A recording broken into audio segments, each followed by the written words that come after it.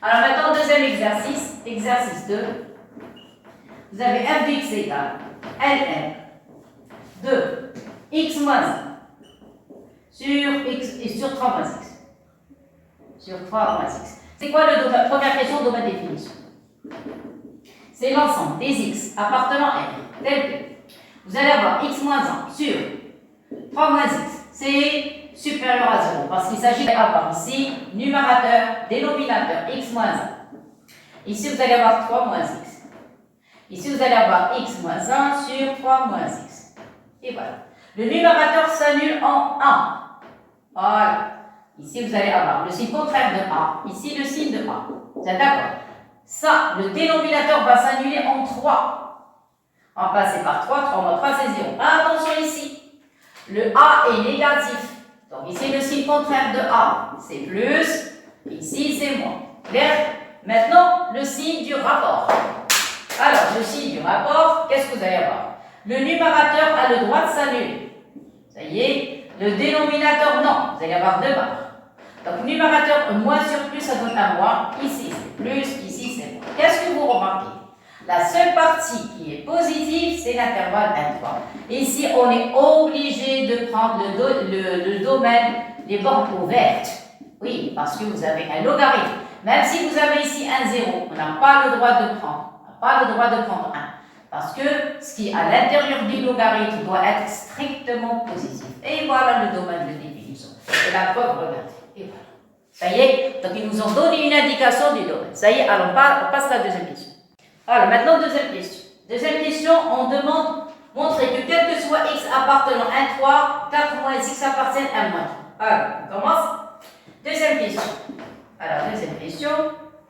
Quel que soit x appartenant à l'intervalle 1, 3, qu'est-ce que ça veut dire? Ça veut dire que x est compris entre 1 et 3. Vous êtes d'accord? Qu'est-ce qu'il veut? Il veut 4 moins x. Mais ici, il y a 6 moins. Donc, je multiplie tout par moins. Qu'est-ce que je vais avoir? Je vais avoir moins x, y compris entre moins 3, parce qu'on change les places, et moins 5. Après, vous allez ajouter 4. 4 dans les trois côtés. Donc, vous allez avoir 4 moins 3, inférieur à 4 moins x, inférieur à 4 moins 5. 4 moins 3, c'est un 1. 4 moins x, voilà. Ici, vous allez avoir 3. Et ça marche. Voilà. Regardez. Et 4. Ça y est. Donc, ceci implique que quel que soit x appartenant à l'intervalle 1, 3, on a 4 moins x appartient aussi à l'intervalle 1, 3. Et voilà le résultat. Ça y est, très très bien. Maintenant, on va passer à la question B. Ici, on parle de centimétrie. Alors, avant de parler de centimétrie, d'abord, je vais faire un petit rappel. Je vais vous donner la définition. Il y a des élèves qui ont oublié la définition. Ça y est. Alors, petit b, centre de symétrie.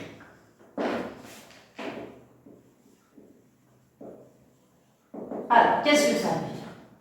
C'est la question, alors ça, c'était la question A, c'est la deuxième question, et ça c'est A. Ça y est, maintenant la question B.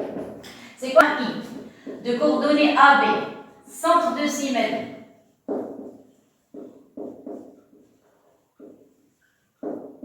Qu'est-ce que ça veut dire? Il doit vérifier deux relations. Quel que soit x appartenant à, je ne sais pas, un domaine. Alors, le domaine de définition, D de f, vous devez avoir 2a moins x appartiennent à D de f. Voilà. Première condition, c'est-à-dire la fonction de définition D de f. Ça y est, ça c'est la première relation. La deuxième relation, vous devez montrer f de 2a moins x est égal à 2b moins f de x. Voilà la deuxième relation.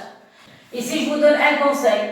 Si vous voulez montrer que f de 2a moins x est égal à 2b moins f de x, mettez le tout d'un seul côté et essayez d'effectuer les calculs. Et à la fin, vous devez trouver un 0.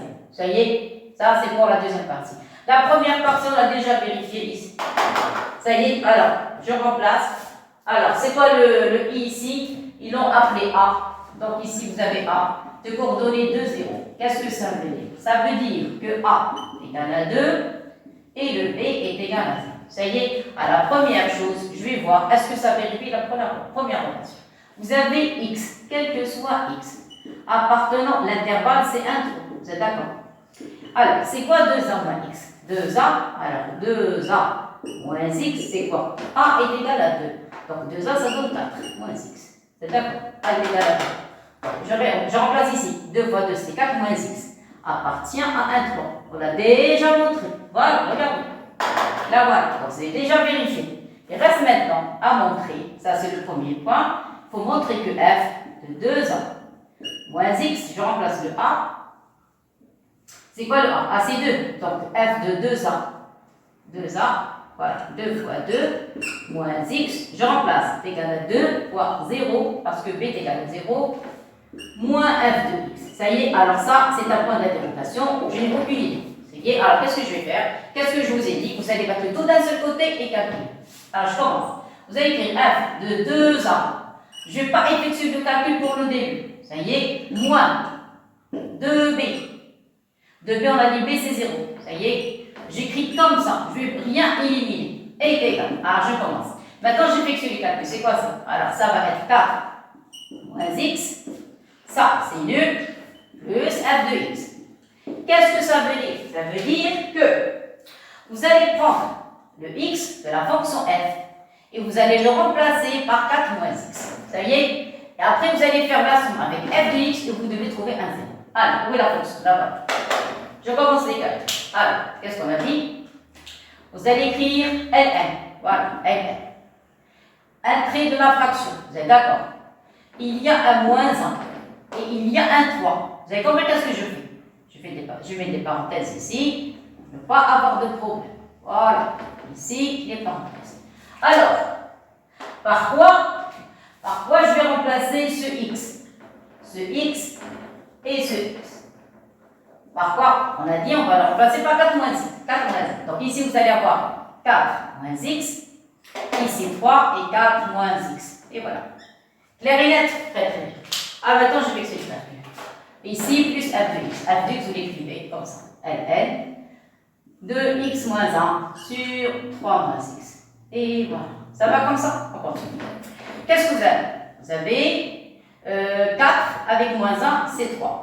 Regardez, 4 moins 1, c'est 3. Il va rester moins x. Sur, ici, 3 moins 4, c'est moins 1. Vous êtes d'accord? Et moins avec moins, c'est plus x. Je répète, regardez, 4 moins 1, c'est 3. Et moins x. Au dénominateur, 3 moins 4, c'est moins 1. Moins avec moins, c'est plus x. Ça va? Voilà la première fonction. Fois, plus ln. 2 x moins 1 sur 3 moins x. Et voilà. Ça y est? Qu'est-ce que je vais appliquer? Je vais appliquer la relation de ln de a plus ln de b est égal à ln de a fois b. Ça va? Je vais appliquer cette relation. Alors, dans ce cas, vous allez avoir un produit. Vous êtes d'accord? Alors, je commence les calculs. Donc, vous allez avoir ln de a fois b. Donc, vous allez avoir 3 moins x sur moins 1 plus x. Vous pouvez changer ici les places. Vous pouvez mettre x au début. Vous êtes d'accord? On peut changer.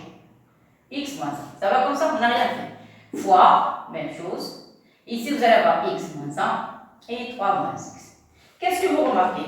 C'est les mêmes nombres. On obtient les mêmes nombres. Regardez. 3 moins x avec 3 moins x va disparaître. Ça va? Et vous avez x moins 1 avec x moins 1. Qu'est-ce qui va rester? Il va rester que ln de 1. Tout. J'ai simplifié par tout. Tous les termes. Il va rester que ln de 1. Et c'est quoi ln de 1? C'est 0. Et voilà. On a trouvé ce qu'on cherche. Ça y est. Donc, la conclusion. Qu'est-ce qu'on a trouvé? On a trouvé que f de 2 fois 2 moins x moins 2 fois 0 plus f de x est égal à 0. Voilà ce 0. Qu'est-ce que ça veut dire? Ça veut dire, vous pouvez mettre ces deux termes de l'autre côté. Donc, qu'est-ce que vous allez avoir? F de 2a moins x. Ça y est, c'est quoi le a? Alors ici, vous avez a égal à 2 et b, on a dit, est égal à 0. Ça y est, en place. Donc, f de 2a moins x et 2 fois 0, mettez de l'autre côté. Donc, ça devient 2 fois b, parce que b est égal à 0, et f de x de l'autre côté, ça donne moins f de x. Et voilà, regardez le cours. F de 2a moins x est égal à 2b moins f de x. Ça va? Alors, qu'est-ce que ça veut dire? Ça veut dire que le point A de coordonnées 2, 0 est bien 1 cm. y est, voilà, donc la fin. Donc, le point. Donc le point A de coordonnées 2, 0 est bien, le centre symétrique. Le centre de symétrie. Symétrie de C2. Et voilà, ça y est. Maintenant, on va passer à la dernière question, c'est étudier les variations de f. S'il vous plaît, pour le centre symétrie, vous pouvez ne pas écrire f de 2 à moins b. Vous pouvez remplacer directement et travailler en remplaçant le a avec sa valeur et le b avec sa valeur. Sinon, vous appliquez le cours, ce que vous voulez. Essentiel, il ne faut pas se tromper, tout simplement. Alors maintenant, on va passer aux variations. C'est la dernière question. Variation de f. Alors, variation de f. Alors, qu'est-ce qu'on a? On a déjà d de f. On a trouvé, c'était 1, 3. D'accord? Ça, c'était question A. Maintenant, on va passer aux autres questions. Alors, maintenant, on va calculer la dérivée. Après, ou bien on calcule les limites d'abord. D'accord? Alors, on calcule les limites. Limite. Vous avez deux bornes ouvertes, 1 et 3. Donc, il y a limite. Quand x tend vers 1 positif de f de x est égal à limite. Quand x tend vers 1 positif de ln de x plus 1 et x moins 1 est égal à ln de x moins 1 sur 3 moins x. Alors, si vous pouvez regarder, remplacez par 1. Si vous remplacez par 1, vous allez trouver 1 moins 1, c'est 0. Ici, vous allez avoir 2 sur 0, c'est 0. Alors, s'il vous plaît, quand vous trouvez 0 à l'intérieur du logarithme ou bien l'infini, il faut faire un changement de variable. Alors, qu'est-ce que vous allez faire? On va faire un changement de variable. On pose. Alors, on va faire un changement de variable parce que cette quantité tend vers 0 ou bien l'infini. Même chose. Alors, on pose. Grand x est égal à x moins 1 sur 3 moins x. Alors, quand petit x tend vers quoi? Vers 1 positif. Grand x tend vers quoi? Remplacer. 1 moins 1, c'est 0. 0, et ici, vous allez avoir 0 positif. Et ici, 3 moins 1, c'est 2. Donc, c'est tend vers 0 positif. Vous allez avoir limite. Quand grand x, qu'est-ce qu'on a dit? Tend vers 0 positif. ln, le voilà. Et toute l'expression, là voilà, vous avez vu, toute l'expression, vous la remplacez par grand x. Alors, vous avez limite en 0 positif de ln de x est égal à moins l'infini. Ça, c'est le cours. Vous voyez? Donc, vous allez avoir limite. Quand x tend vers 1 positif de f de x est égal à moins l'infini. La gradation géométrique admet une asymptote. Alors, quand vous avez x tend vers un nombre et vous avez l'infini, asymptote verticale, d'équation. D'équation, vous l'appelez une droite d'état, d'équation x est égal à 1. Ça y est, on a terminé avec limite en 1, maintenant limite en 3. Alors, limite. Quand x tend vers 3, 3 c'est négatif parce que l'intervalle, vous avez 3 vers le 1. 3 négatif de f de x est égal à la limite. Quand x tend vers 3 négatif de ln, vous allez avoir ici x moins 1 sur 3 moins x. Ça y est, alors remplacez par 3, qu'est-ce que vous allez avoir? 3 moins 1, c'est 2, c'est 2. 3 moins 3, c'est un 0, c'est un 0 positif. Donc 2 sur 0 positif, c'est l'infini. Qu'est-ce que je vous ai dit tout à l'heure? Quand vous remplacez, trouvez 0 ou l'infini égale changement de variable. Ça y est, alors, changement de variable, même chose, on pose.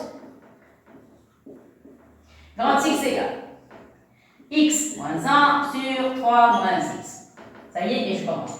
Quand petit x tend vers 3 négatif, implique grand x tend vers plus l'infini. Pourquoi 3 négatif? Regardez, le domaine, c'est 1, 3, et valeur plus petite que 3. Remplacez ici, ça vous donne 3 moins 1, c'est 2, et 3 moins 3, c'est un 0 positif. Vous voyez, vous n'avez qu'à regarder le tableau de signes de tout à l'heure. Et on remplace. Donc vous allez avoir ces limites. Le changement et l'écriture en noir, c'est l'exercice. Alors, grand x tend vers plus l'infini. Vous allez avoir quand logarithme de grand x. Et c'est quoi ça? C'est plus l'infini. Et voilà. Donc vous allez avoir un pic de limite. X tend vers 3 négatif de f de x est égal à plus l'infini. Et voilà le résultat. Ça va? C'est terminé. Maintenant, on va passer troisième partie. On va passer, oui, interprétation géométrique. Alors, C de F, admet une autre asymptote oblique. Admet une asymptote, admet une asymptote verticale, pas oblique. Alors, conclusion. Interprétation géométrique, C de F, admet une asymptote verticale d'équation. Donc, je vais l'appeler d'état prime, d'équation x égale à 3. Et voilà, ça y est. Donc, on a terminé avec les asymptotes. Maintenant, on va passer à la dérivée. C'est la dernière partie, ça y est, petit c. Dérive et tableau de variation. Et voilà, on va passer au dérivé de tableau de variation. C'est d'abord Ln de u. Donc, vous allez avoir Ln de x. Ln de u, qu'est-ce qu'on a dit tout à l'heure? C'est x moins 1 sur 3 moins x prime. U prime sur u. Attention à la dérivée. Si on rate la dérivée, on rate l'étude. C'est pas la peine de se casser la tête. C'est u prime sur u. Ça y est, ça c'est avant u sur v. Donc, j'applique. Ici, le dénominateur, je ne vais pas toucher pour l'instant. Voilà, je laisse tranquille le dénominateur. C'est quelque chose de positif. Alors, le dénominateur, c'est quelque chose de positif. Pourquoi positif? Parce que cette quantité à l'intérieur du logarithme, tout ce qui est à l'intérieur du log, c'est quelque chose de positif. Ça y est, ça c'est avant u sur v. Donc, vous allez avoir x moins 1 prime facteur de 3 moins x moins x moins 1 facteur de 3 moins x prime sur v carré. V carré, c'est 3 moins x le tout au carré. Ça y est, le trait principal toujours plus long que les autres. Ça y est, maintenant je commence les calculs. A côté égale f' de x, voilà. Alors, effectuer le calcul. Dérivé d'x moins 1, c'est 1. Il va rester 3 moins x. 3 moins x. Ça y est, 3 moins x. Ici, il y a c'est moins, et voilà. Il va rester x moins 1, et voilà. Et dérivé de 3, c'est 0, et moins x, c'est moins 1. Voilà, moins 1. Ça y est, regardez. Et après, automatiquement, une fois que vous rédivisez, vous faites descendre le dénominateur. Ça y est, donc vous allez le mettre ici. Ça y est, voilà. Le mettre au dénominateur. Ça y est, et c'est pas la peine de simplifier, parce que tout est positif. Ce qui entre parenthèses est positif, x moins 1 sur 3 moins x, on a dit c'est quelque chose qui se trouve à l'intérieur du logarithme, c'est positif. Ça y est, donc regardez, c'est positif ça. Ce qui est à l'intérieur, pas le logarithme. Ce qui est à l'intérieur. Voilà, ça y est, à l'intérieur. Et voilà, et vous faites descendre le 3 moins x. Voilà, ici vous allez voir 3 moins x au carré, positif. Ça y est, donc vous gardez que le numérateur. On a le problème avec le numérateur, c'est tout. Donc vous allez avoir f' de x. Le dénominateur, on a dit on ne va pas le toucher. Même si on peut simplifier, c'est pas la peine. Vous laissez tranquille. Voilà, c'est positif. 3 moins x au carré, c'est positif. Effectuez les calculs. Donc vous allez avoir 3 moins x.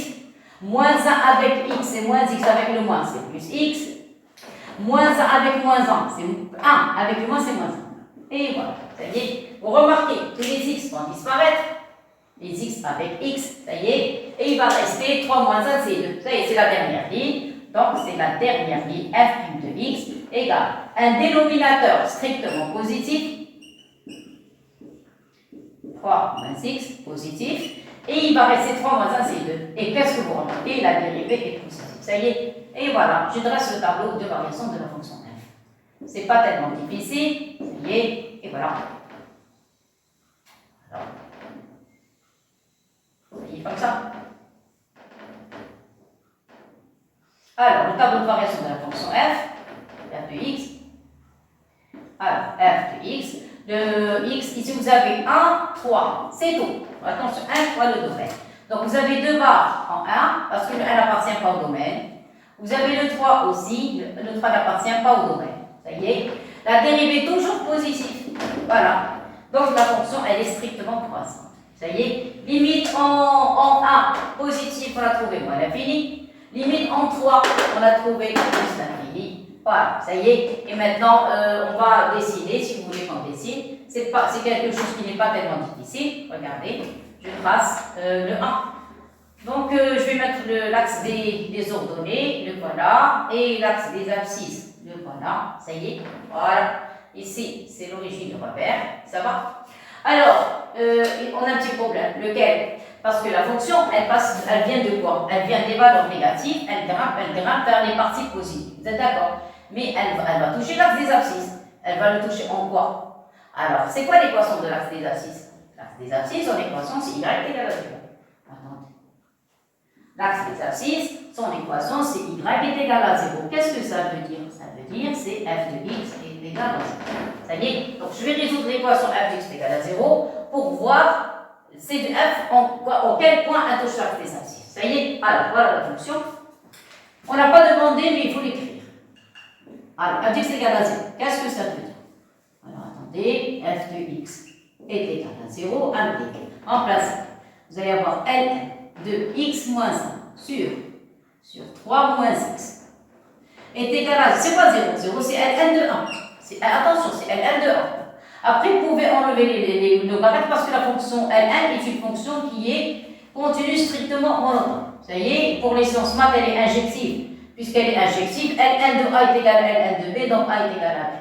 Pour les PC, les secondes techniques, on dit que logarithme, fonction continue strictement croissante. Donc, si vous avez ln de a est égal à ln de b, donc a est égal à b. Ça y est, donc ici, vous allez avoir x moins 1 sur 3 moins x est égal à 1. Ça y est, mettez le 1 de ce côté et réduisez au même dénominateur. Voilà, moins 1 est égal à 0. Réduisez au même dénominateur. Vous allez avoir 3 moins x. Ici, vous allez avoir x moins 1, moins 3 plus x. Réduisez ici, moins 3 et plus. Ça y est. Alors, conclusion, vous allez avoir 2x, x 2x, moins 1 et moins 3, ça donne moins 4. Sur 3 moins x égale à 0. On sait que le dénominateur ne s'annule jamais, jamais. Donc, qu'est-ce qui va rester? Il va rester 2x. Vous pouvez factoriser ici par 2. Alors, c'est-à-dire x moins 2 est égal à 0. Or, le 2 différent 0, qu'est-ce qui va rester? Donc, x est moins 2 est égal à 0. Et par conséquent, x est égal à 2. Mais c'est quoi le 2? Le 2, c'est l'abscisse du centre symétrique. Et si vous calculez f de 2, on a dit c'est 0. Regardez. Et c'est quoi ça? Ça n'est autre que le point A, de coordonnées de 0. Coordonnées de 0. Donc voilà le 1, voilà le 2, et voilà le 3, voilà le 2. Ça y est.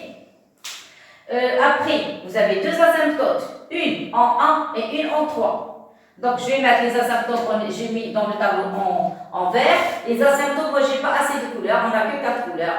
Je vais mettre ça en pointillé. Si vous voulez, vous allez mettre ça sous forme de droite, ça y est, parallèle avec l'axe des ordonnées. Et vous avez écrit en couleur, vous avez les feutres. Donc ici, vous allez écrire quoi? X est égal à 1, donc ça c'est 1. Et la deuxième asymptote, x est égal à 3. Donc x est égal à 3, le vert. Ça y est, voilà, c'est terminé. Voilà, ça y est. C'est quoi ça? C'est 3. X est égal à 1. Ça y est, vous remarquez, 2 est centre du... C'est le milieu de l'intervalle maintenant. Ça y est, maintenant on va dessiner. Ça y est, c'est terminé. Voilà le 3. Et ça, qu'est-ce qu'on a dit? C'est un centre symétrique. Donc je dessine. Regardez, elle vient de moins l'infini par rapport à la droite x égale 1. Suivez ma main. Elle monte jusqu'au point 2 et après elle... C'est-à-dire on a un point d'inflexion au point 1. Ça y est, c'est un centimètre. Ça y est, donc je vais essayer de dessiner. Voilà.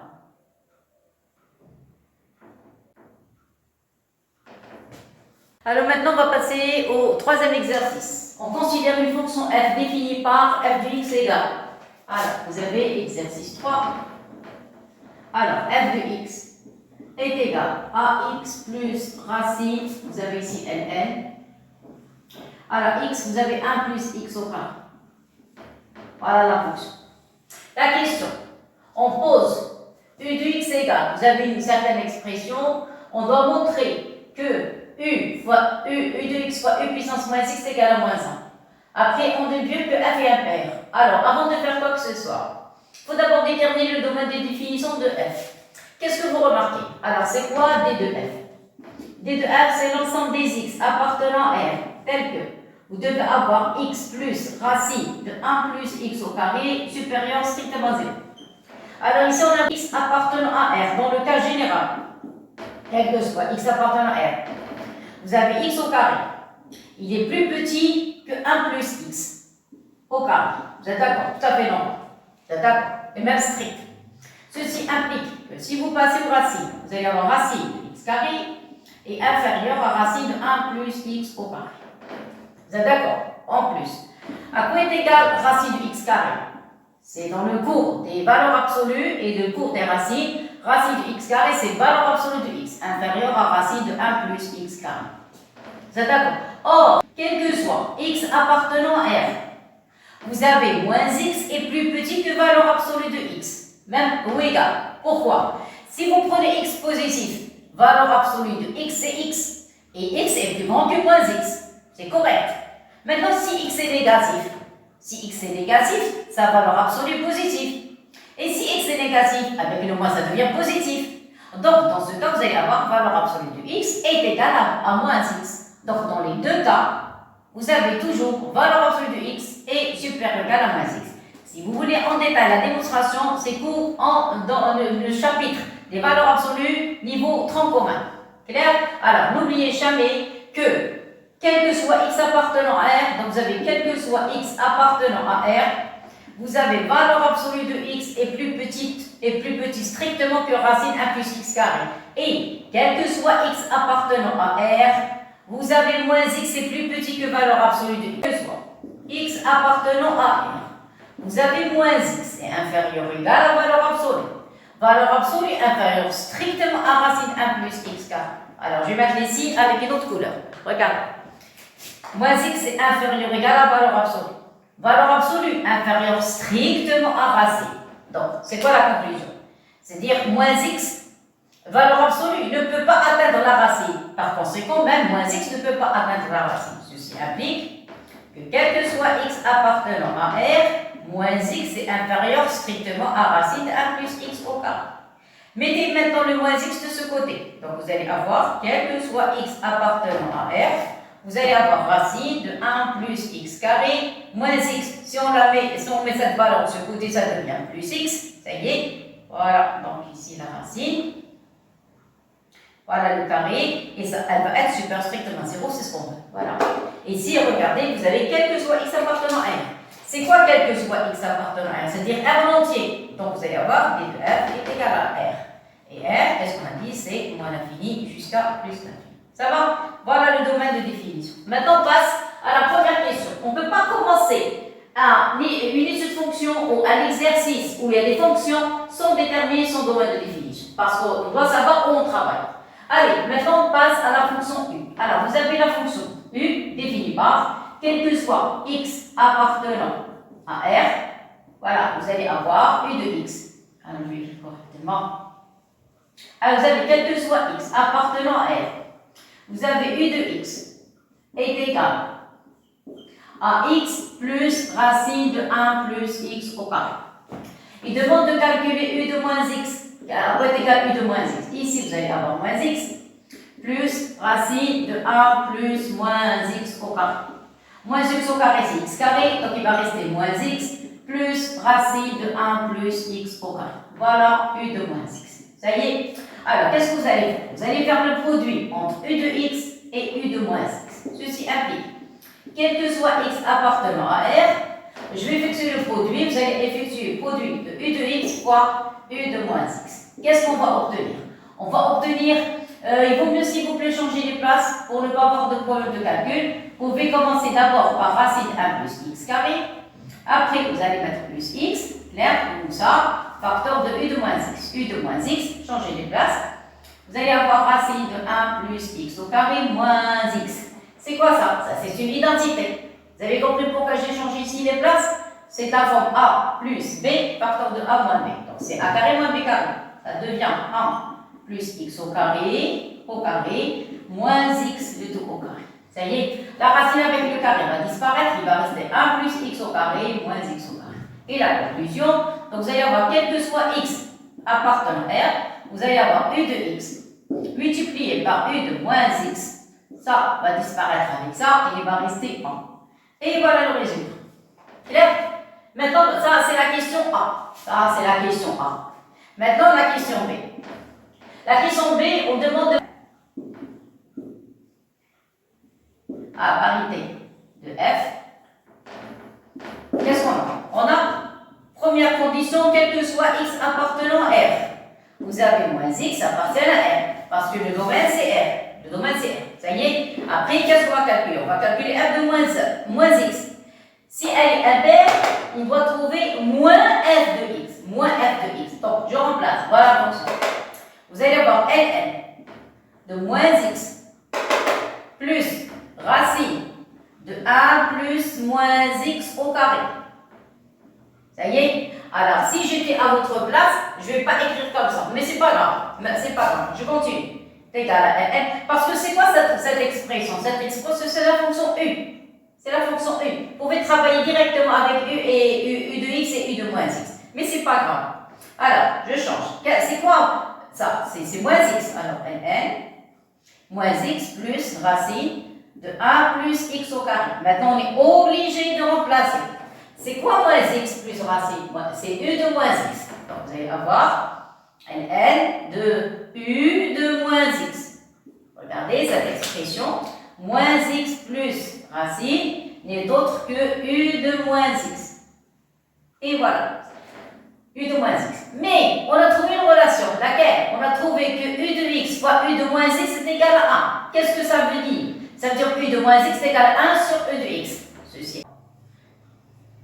Quel que soit x appartenant à R, vous avez u de x multiplié par u de moins x est égal à 1. S'il vous plaît, u différent de 0. Pourquoi u différent de 0? La fonction, vous avez la racine, c'est quelque chose de positif, supérieur strictement à x. Donc, la somme ne peut jamais s'annuler.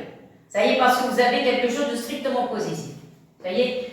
Alors, qu'est-ce qu'on a dit?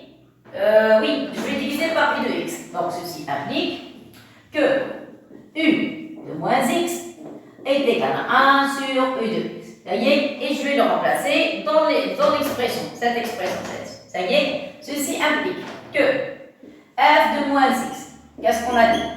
Est égal à ln. Alors, il faut l'écrire ici dans cette ligne, vaut mieux pour ne pas l'oublier. Alors, f de x est égal. Donc, à partir de cette expression, moi je vais remplacer.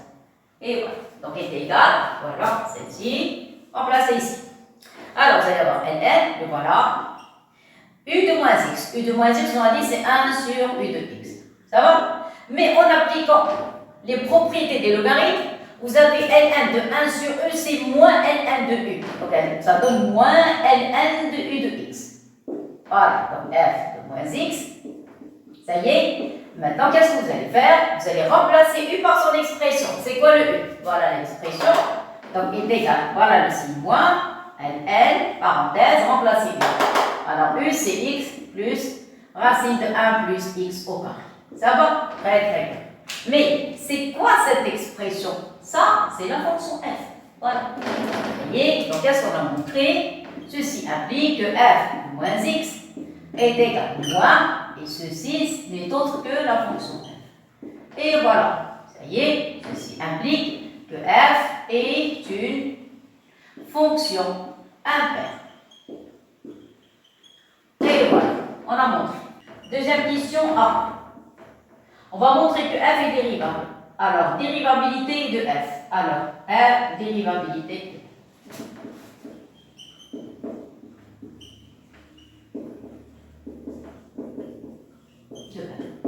Qu'est-ce que vous avez?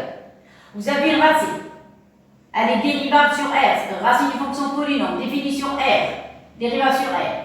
Ajoutez x. Somme de fonctions dérivables sur r et dérivable sur r. Elle est même strictement positive. Et on vous applique le logarithme. Le logarithme d'une fonction dérivable et encore dérivable. Ça y est, alors, on commence. À x, on fait correspondre racine de 1 plus x carré. C'est quoi ça? Ça, c'est racine d'une fonction polynôme. Polynôme dérivable sur r. Ça y est, voilà. Donc, cette fonction, donc, elle est dérivable. Donc, cette fonction est dérivable sur r. Ça y est, voilà. Deuxième point. À x, on fait correspondre x plus racine 1 plus x carré. Ça, c'est une fonction polynôme. Ça, c'est une fonction qui est dérivable. Alors, ça, c'est quoi? Donc, c'est somme de fonctions dérivable. Dérivable sur R. Donc, elle est dérivable, donc cette fonction est dérivable. Dérivable sur R. Qu'est-ce qu'il manque? Il manque le logarithme. Troisième point. À x, on fait correspondre. Ln. Dérivable sur R est positif. Vous êtes d'accord? Parce qu'on a trouvé le domaine définition, c'est R. X plus la racine, on a trouvé c'est quelque chose de strictement positif. Ça y est, avec, je vais l'ajouter avec x plus racine de 1 plus x carré supérieur à 0, quel que soit x appartenant à R. C'est le domaine de définition R. Maintenant, la dernière fonction, Ln de x plus racine de 1 plus x carré, c'est quoi ça? Alors ça, c'est composé de deux fonctions dérivables. Ça y est, dérivable sur R. Cette fonction, elle est dérivable sur R parce qu'elle est définie sur R. Pourquoi définie sur R? Parce que L plus la racine, toujours strictement positive. Elle est dérivable sur R, donc f est dérivable. Sur R.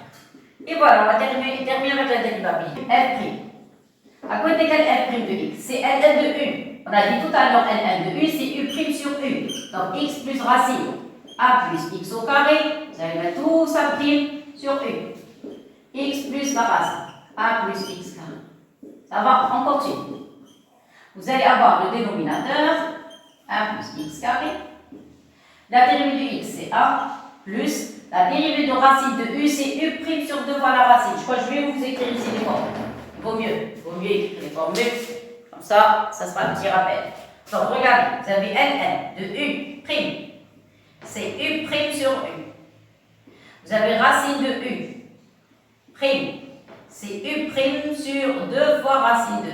Racine de u, ça va être 1 plus x au carré, prime, sur 2 fois la racine. 1 plus x carré. Clair? Alors, je continue.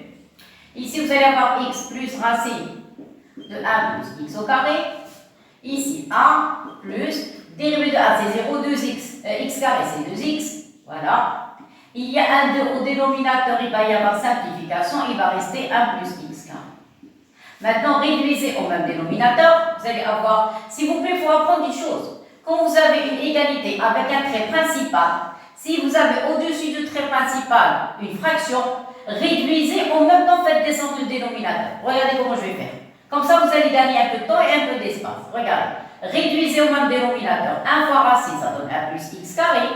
Ici, il va rester plus x. Automatiquement, vous faites descendre la racine au dénominateur. Et voilà, et on écrit ça. On écrit ça sans racine 1 plus x carré. Vous avez compris qu'est-ce que j'ai fait? Il faut apprendre à sauter les étapes. Je répète, quand vous avez un trait principal, au-dessus du trait principal, vous avez une fraction, réduisez et après faites descendre le dénominateur. Donc j'ai réduit, ça donne ici racine plus x et j'ai fait descendre le dénominateur. Voilà, ça y est, très bien. Qu'est-ce que vous remarquez?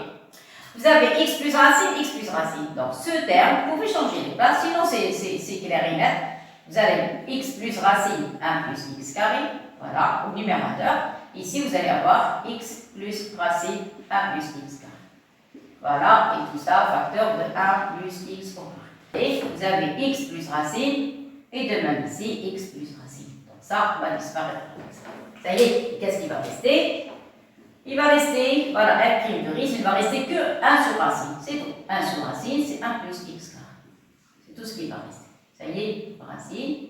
Parce que les primitives, j'ai déjà donné des vidéos, ou bien la prochaine fois, je peux refaire quelques exercices. D'accord? Donc, voilà. Et voilà, ça y est, alors je passe. Alors, on dit que, alors, définition de primitive. Alors, primitive.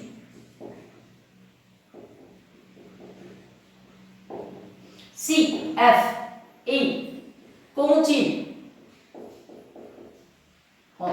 sur un intervalle, première condition, continue sur un intervalle I, il faut que ce soit un intervalle fermé, AB. Alors, si f est continu sur un intervalle U, on dit que grand F est une primitive de petit f, si et seulement si vous prenez grand f, cette primitive, ce qu'on appelle la primitive, si vous calculez sa dérivée, vous devez trouver petit f de x, tout simplement. Ça y est, voilà. Je répète, si grand f est une primitive de f, alors elle est primitive si et seulement si vous prenez grand f, vous calculez sa dérivée, vous devez trouver petit f. Ça y est, alors, les primitives de... Alors, ça, c'est le début. Maintenant, les primitives. Parce que la question, les primitives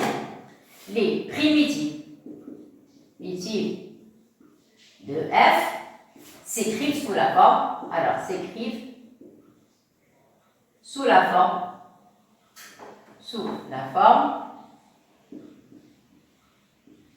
de grand f de x et vous ajoutez un nombre lambda, tel que lambda appartenant à r. Pourquoi j'ai ajouté ce lambda? Parce que si vous calculez, je vais écrire car, je vais changer de couleur, regardez, car, pourquoi j'ai ajouté lambda? Si vous prenez le grand f de x plus lambda, lambda c'est une constante.